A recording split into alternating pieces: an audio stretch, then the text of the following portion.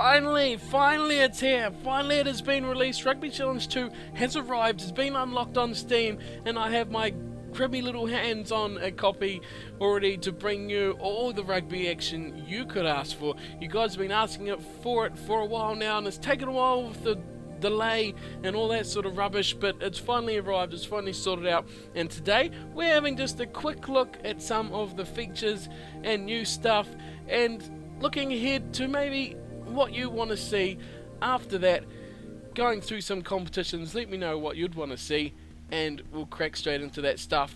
This is just the default, straight out of the box package. There's no mods in this, so don't expect to see the licensed guys in that just yet.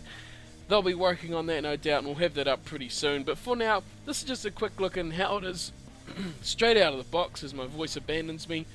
And the good, the bad, the ugly, and just a general look over things for all you who haven't played it, haven't seen it. I expect most of you will have your own copy, but let's crack into it and see what the first impressions was of Rugby Challenge 2. Of course, as you all know, made by Sidey, published in that by True Blue. You see it everywhere, and it's coming to you on Cornflake's Crib, your home now of Rugby Challenge 2. Let's check it out.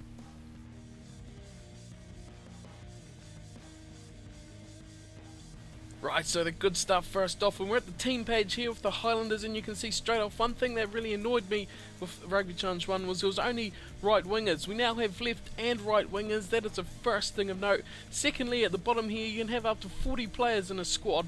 So if you don't have those spots filled, you can fill them up with anyone you like, within reason, and make your squad up to 40 players to start off. That is a good thing, first off. Secondly, we all know you like to create your own players, and this is where it all comes to life. It is exactly the same as the first game, but a little bit extra. You can see you got different coloured arm things for them, and there's a few different hair designs as well. Namely those awesome chops that he's got hanging on the side of his face. That's one thing that looks pretty cool. There's still no limit on the stats and stuff, so you can max you guys out. There's no progression in that sort of way, which is a shame really, but you can have some sexy beasts like that playing on your rugby field. Oh yeah. Speaking of to the rugby field, that's where we head now, and we have a look at some of the features that have been implemented into the match. And first off, it is interceptions. And look at that, he is gone and out of here. Another thing that's pretty cool with the way the catching and stuff works is they actually go for the ball rather than, you know, if it's not going to them, they actually go for it. Rather than on the old one, they'll leave it alone and it'll go into touch or whatever. But now it's a lot better. Intercepts work great there, look at that. Don't have to do anything special, they just run onto it nicely and turn the ball over. It's a great new feature, and it looks pretty good too.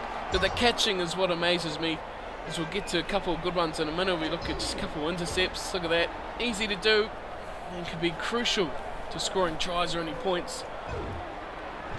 But here we go, have a look at it here. Here we go, grabbing at the ball.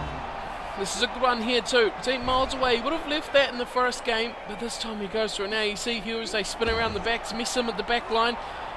Grabbing at it as it's at his leg. He was about to drop that one, so that's another cool feature about it. And even with the long ball downfield, he catches that, just about drops it, but hangs on anyway. Another cool feature that has changed is directional. Look at that, change direction, he actually stops and goes the other way, which is an awesome new feature. Moving on, and the chip and chase. This thing is awesome. Compared to the first game of chip and chase, it was always too high, too deep, too far, but now it's perfect, and it really adds another dimension to the game where you can chip and chase into space that you can actually use. Okay, next feature we look at is the line width and line depth in-game strategies that you can adjust as you're playing. Do adapt to the match as you please, something that with time, I guess I'll learn a bit more about that, but at this stage it's still a new one. Right, line outs now, and you see you have a choice there of a 3, 5 and a 7-man line out. It is an awesome feature because line outs are something that can decide a match. They're an important piece of the game. First one was a 7-man, this is a 5-man line out, and it's really a big part of retaining your possession, picking what sort of line out you can do. The 5-man line out here, you see it again, splitting it in half. And look how easy that was for them. But noticeably, the most is the 3-man line out at the back here. This thing is awesome, and I'll probably be using this quite a lot because it is almost guaranteed ball security, except when you do that and throw on the touch. That's not really the best, but the cool thing about the line outs is it's very easy to put it down into a maul and charge forward that way. That is a big difference. Speaking of scrums, we now have one of the main features, a pretty big feature, was the number 8 pickup off the back of the scrum. There you can see it. It's fairly basic. It's not the best. He's sort of flat-footed, but it's okay. So the tackle release, this thing's another big part of the release that people wanted. It was hyped up, but it's kind of, well, that's all you're going to hear all the time. And you're going to get pinged for it a lot. Release. The ref is just going to say release all day long. And it kind of got a bit annoying, but it is a pretty cool feature. If you use it properly, we'll see here in the last couple of clips later on, when it's used properly, it is good. So this is it here. There you go. Turnover straight away from Australia. And we'll see another one here. This is when it is really used to its best effect. Turn up, pick over, and away she goes. An easy try. So that is cool. But this is even better. This is a great feature. I love this. There's no pissing around getting off the play. Off he goes. He's gone. Great pickup. Get rid of the play. Start straight up again. Shoulder charge. But the bad thing about it is it can be abused. Tap and go. Shoulder charge again. Just tap and go again, son. Where you go. They're all offside. No chance for them. And it's a pretty easy way to get behind the defensive line. And, well, it is an awesome feature. I love the quick tap. We'll see it again here. Out to Nonu. Gets clothesline. Gets straight back up. And taps. Massive hole. Everyone's ball watching and he's gone. Chip and chase. Another great feature that I love about this game. There's two huge things right there. And I love the quick tap and the chip and chase. Oh, and another clothesline. But look at this. He just gets up, taps, and away he goes. And then he gets advantage. Aye, aye, aye. But that is an awesome feature. I love the quick tap. Lastly here, this one annoyed the shit out of me. I tried this for over an hour to get this one right. You can see what I'm trying to do. It'll make sense in a while. Don't worry. The quick line out is another new feature that has been advertised quite heavily. But God almighty, I played a pile of matches, probably 5 matches doing this, trying to be able to get a quick line out. But it never worked. All this time I finally got it though. These two sides had about 10 matches together and Mum finally got one. Quick line out, yeah, and then a forward pass that just ruined it. And now we move on to the bad stuff, and we're starting on the field, and it's an off-field matter. Halfpenny having a shot at goal. It's alright, he doesn't kick with his headgear on.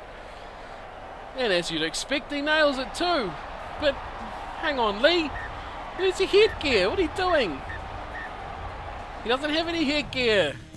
So that's just one of the things that's a bit of a shame, is the accuracy of the players and the stats and everything. We'll get back to that. We're looking at the career mode now, which is a slight bit of a disappointment. It looks flash. You've got the nice mail system. You've got nice tables. You've got a nice calendar. Splitting up your months as you got, this is a Southland Stags and All Blacks career mode, just to show an example. All split up nicely for you. It looks good. It looks nice. You've got lots of stats and that. But it lacks in the depth. There's no player development. The squads are all completely out of date. The players are all gone and shipped off elsewhere. It still looks nice. The layout is better. You can see throughout your team, stats at the top, positions, all that sort of thing. It's a nicer picture. It's easier to use, that is for sure. It definitely looks a lot nicer, but it just lacks. You can see Jimmy Cowan still playing for the Stags and being the field kicker. I don't know what's up with that. He never really was a kicker, but that's just tiddlywink stuff, that is. And the other annoying thing was when you got down to the bottom of this squad, I don't know about the rest, I've only played around with this for a few hours, is it just filled the squad in with random players from Kenya, of all places. What the hell? Why would you do that? 2 Kenyan players? that's silly things. So we've generated through a season, see what happens at the end, see what the contract negotiations are like again. We get nice stats and nice visual things, look pretty, seem to work nicely, but it's the depth of things that is really lacking. So here's the contract stuff here. These players in the red are out of contract. You can transfer them out. Rutledge there, the guy in blue was retiring, which took me a while to work that out. But the guys in red with the contracts expiring, we'll have a look at them in a second. If I'll go down and click on them, his contract's expired. He's on 40,000 at the moment, and if we have a look, it's very hard, impossible to get them to re-sign for the same amount. So you're always going backwards, and you have seem to have high player turnover just to keep within the salary cap, which is sitting at the top. So there we go. He's on 40,000. We are from 30. There's no chance in hell of that happening. 34, nope. 36, nope. 38, no, go to hell. 40, yeah. So there we go. We managed to get him for about the same price, and we got him for 5 years. You can change the length as well. We've got quite a few players here out of contract, but not really worried about that crap. But there you go, McIntosh. Again, he's at 45 at the moment. 35, nope. 40, no. 45. There you go. So we got him for about the same. But yes, when you get to these guys, here we go. He's only on 147. 140, 150. So there we go. He's gone up, and we've lost money straight off the bell. But the cool thing is, you have those free spaces. It's kind of cool, but the fact is, you have to have 40 players in your squad when you start the new season. So the Stags, as you can see, they only had 33 or something. I had to get 7 more players. And, well, I had 300,000 left in the salary cap, sure, but that's not much room for 7 players. So when you look at these guys, anyone's there. The guys with the exclamation mark are unlicensed and all that crap. This isn't modded yet. I've just got it going. It's just been unlocked on Steam, so there's no mods in this at all. It's just all the default guys, but there's guys from everywhere, and it seems like you can just sign anyone, which doesn't seem much different to how Rugby Challenge 1 was. Overall, kind of disappointing with the career stuff. We head back to the field now, and well, this is one of the most iconic things in international rugby these days. But really, have we seen any improvement? We all love the haka, and I'm going to talk over it, which is kind of a shame. But it does look awfully similar to how it was in Rugby Challenge 1.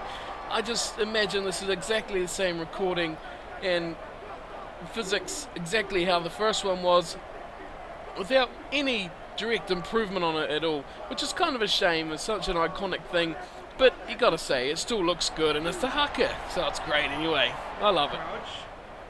And then we go on to the scrums and the ref. Listen to this guy. Crouch. Touch. Sit. He sounds like he's delivering that out of a fridge. Crouch. It sounds like crap. It doesn't sound like he's anywhere near the action, and it just sounds like it's remastered off the pause and engage from the first one. They've just got rid of it and then left a massive gap in between. It sounds really silly. The refs as well with advantage. Look, what the hell was that? Where was the advantage in that 2 seconds of play inside a tackle? Again, man offside coming up. I hope so. Here it is. Advantage over. That's it, that's all he gets. What the hell's up with that ref? And while we're on the topic of sound, listen.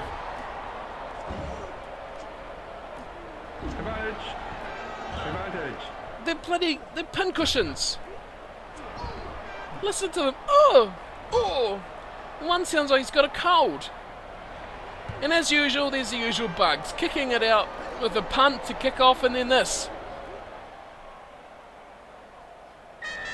Gah! Okay, so my final piece for this little first look at Rugby Challenge 2, we head now to your part of the video where you can have a look. Let me know what you want to see for some more series coming up. Of course, we have the Lions Tour, which we may be doing. I think I might do it reverse. On the Australian side, it's been requested a couple of times. That may be coming up soon. A Lions tour, can the Australians withhold the Lions? On the competition front, this is all up to you. Remember, there's no mods installed yet, so this is all just default for now. I'll get them up as soon as possible.